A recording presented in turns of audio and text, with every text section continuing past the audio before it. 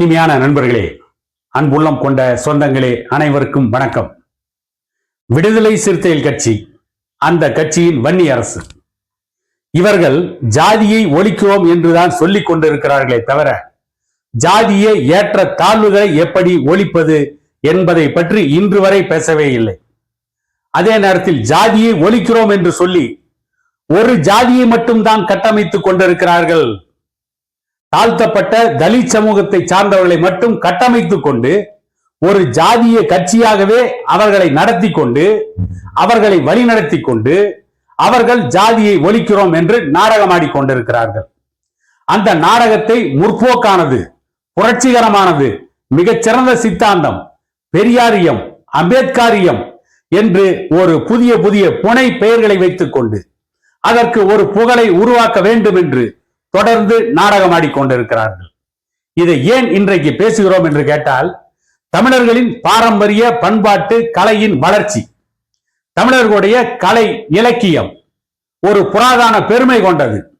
அதிலே ஒன்றுதான் கொங்கு மண்டலத்தில் பெருமளவு நடத்தப்படுகின்ற வள்ளி கும்மி. அந்த வள்ளி கும்மியை ஒரு மக்கள் இயக்கமாக, கிட்டத்தட்ட அழிந்து கொண்டிருந்த வள்ளி கும்மி என்கின்ற கலையை ஈஸ்வரன் தலைமையில் இருக்கின்ற கொங்கு நாடு என்கின்ற அமைப்பு, அந்த அமைப்பின் பொருளாளர் KKC பாலு, அந்த வள்ளி கும்மி கலையை கொங்கு மண்டலத்தில் ஈரோடு, திருப்பூர், கோவை உள்ளிட்ட மாவட்டங்களில் அந்த வள்ளி கும்மியை ஒரு பெரிய மக்கள் இயக்கமாக பல பெண்களை, ஆயிரக்கணக்கான பெண்களை இணைத்து பல்வேறு பகுதிகளில் நடத்தி அந்த வள்ளி கும்மியை வளர்த்தார். அந்த வள்ளி கும்மியை மீண்டும் மீட்டெடுத்து அதை மக்கள் கலையாக மாற்றினார் என்பதற்காக அவருக்கு கலைமாமணி விருது கொடுப்பதாக தமிழக அரசு அறிவித்தது.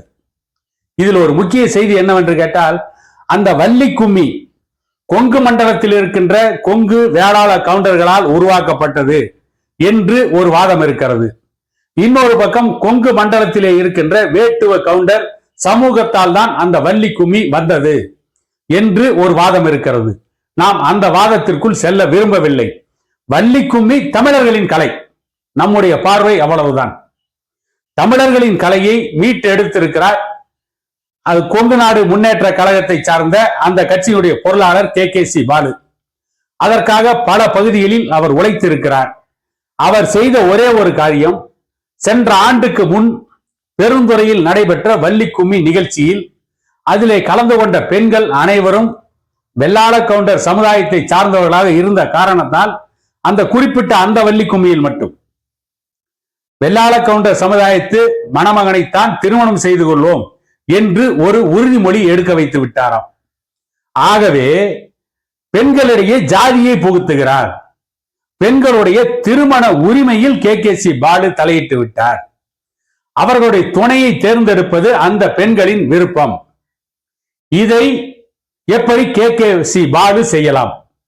அதாவது கொங்கு நாடு முன்னேற்ற கழகத்துடைய பொருளாளர், அவருடைய சமூகத்தை சார்ந்த பெண்கள், அவருடைய உறவுக்கார பெண்கள், அவர்களுடைய நெருங்கிய உறவினர்கள், அந்த பெண்களிடம் நீங்கள் வேளாள கவுண்டர் சமூகத்தை சார்ந்த இளைஞரைத்தான் திருமணம் செய்து கொள்ள வேண்டும் என்று அவர் கேட்கக்கூடாதாம், சொல்லக்கூடாதாம்.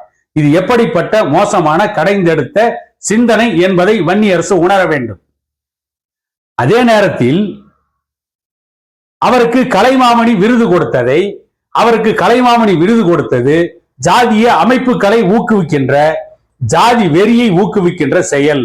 ஆகவே அவருக்கு கொடுக்கக்கூடிய கலைமாமணி விருது என்கின்ற அந்த அரசாணையை திரும்ப பெற வேண்டும். யார் சொல்வது? வன்னி அரசு. கலையை வளர்ப்பவருக்கு கலைமாமணி விருது கொடுக்காமல் ஜாதி ஒழிப்பு என்ற பெயரில் வன்முறையை வளர்க்கின்ற, நாடக காதலை வளர்க்கின்ற வன்னி அரசுக்கா கலைமாமணி விருது கொடுக்க முடியும்? நான் கேட்கிறேன். அவருக்கு கலைமாமணி விருது கொடுத்தது வள்ளி கும்மி என்கின்ற கலையை வளர்த்து எடுத்ததற்காக. ஆகவே அவருக்கு கலைமாமணி விருது கொடுக்க அரசு நினைக்கிறது. அதிலே இவருக்கு என்ன பிரச்சனை? தேவையில்லாத பிரச்சனைகளை உருவாக்கி அதன் மூலம் இரண்டு சமூகங்களுக்கிடையே மோதலை உருவாக்குவதை மட்டுமே விடுதலை சிறுத்தைகள் கட்சியின் வன்னி அரசு செய்து கொண்டிருக்கிறார். இந்திய நாட்டில் சுதந்திர போராட்டத்தில் ஈடுபட்ட சுதந்திர போராட்ட தியாகிகளுக்கு பென்ஷன் கொடுக்கிறார்கள், ஓய்வூதியம் கொடுக்கிறார்கள். அவர்கள் ஒரு கட்டத்தில் வெள்ளைக்காரர்களுக்கு எதிராக வன்முறையில் ஈடுபட்டவர்கள். இந்திய மண்ணை காப்பாற்றுவதற்காக, இந்திய மண்ணில் தன்னுடைய சுதந்திரத்தை நிலைநாட்டுவதற்காக அவர்கள் வன்முறையில் ஈடுபட்டார்கள் என்பதற்காக அவர்களை வன்முறையாளர்கள் என்று சொல்வார்களா? அவர்களுக்கு பென்ஷன் கொடுப்பதை நிறுத்த வேண்டும் என்று சொல்வார்களா? மொழிப்போர் தியாகிகளுக்கு பென்ஷன் கொடுத்தார்கள். மொழிப்போர் தியாகிகள் வன்முறையில் ஈடுபட்டார்கள் என்று வரலாற்று குறிப்புகள் இன்றைக்கு இருக்கிறது. அவர்களை வன்முறையாளர் என்று சொல்வார்களா? அவர்கள் கலையை வளர்த்தார்கள், அதற்காக கலைமாமணி விருது. சில திரைப்பட இயக்குநர்களுக்கு கலைமாமணி விருது கொடுக்கிறார்கள். அவர்கள் திரைப்படங்களிலே வன்முறை இருக்கின்ற காட்சிகளை அறிமுகப்படுத்தினார்கள். அவர்கள் திரைப்படங்களிலே சில காட்சிகளில் பெண்களை ஆபாசமாக நடனமாட வைத்தார்கள். நடிகைகளை உரித்த கோழியை போல காட்டியிருக்கிறார்கள். அவர்களுக்கு கூட கலைமாமணி விருது கொடுக்கிறார்கள். அதை ஏன் வன்னியரசு போன்றவர்கள் தடுக்கவில்லை? டைட்டானிக் என்கின்ற உலக புகழ்பெற்ற ஹாலிவுட் திரைப்படத்திற்கு ஆஸ்கார் விருது கொடுத்தார்கள். கதாநாயகி நிர்வாணமாக படுக்க வைத்து அதை ஓவியமாக வரைந்த காட்சியை வைத்து விட்டார்கள். ஆகவே டைட்டானிக் திரைப்படத்திற்கு ஆஸ்கார் விருது கொடுக்க கூடாது என்று வன்னியரசு பேசுவாரா? அதாவது அழிந்து கொண்டிருக்கின்ற ஒரு கலையை மீட்டெடுத்து அதை மக்கள் கலையாக மாற்றி மக்களிடையே கொண்டு போய் சேர்த்து அதற்காக பலருக்கு பயிற்சி கொடுத்து அதற்காக பலரை இரவு பகல் பாராமல் உழைக்க வைத்து தானும் உழைத்து அதை மக்கள் மத்தியிலே கொண்டு போய் சேர்த்து அந்த கலையை வளர்த்தெடுப்பவர்களுக்கு கலைமாமணி விருது கொடுக்காமல் நாடக காதலை ஒரு கலையாக வளர்த்து கொண்டு தமிழகத்திலே இருக்கின்ற இளம் பெண்களை இளம் ஆண்களை சீரழித்துக் கொண்டிருக்கின்ற, இன்னும் சொல்ல போனால் கல்லூரி மாணவர்கள் கல்லூரி மாணவிகளை படிக்க வைப்பதை விட்டுவிட்டு அவர்களுக்கு காதலை போதித்துக் கொண்டிருக்கின்ற, அவர்களுக்கு நாடக காதலை புரட்சி புடலங்காய் என்று போதித்துக் கொண்டிருக்கின்ற வன்னியரசு போன்றவர்களுக்கு கலைமாமணி விருது கொடுப்பார்கள்?